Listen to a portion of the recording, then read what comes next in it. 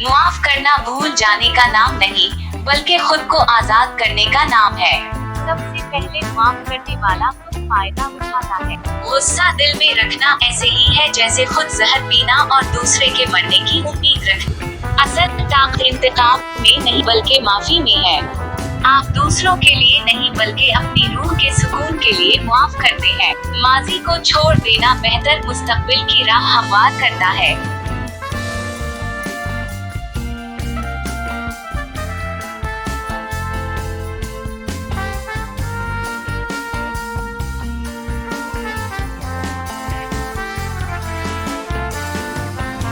सबसे बड़ी जीत बदला नहीं, बल्कि माफी है।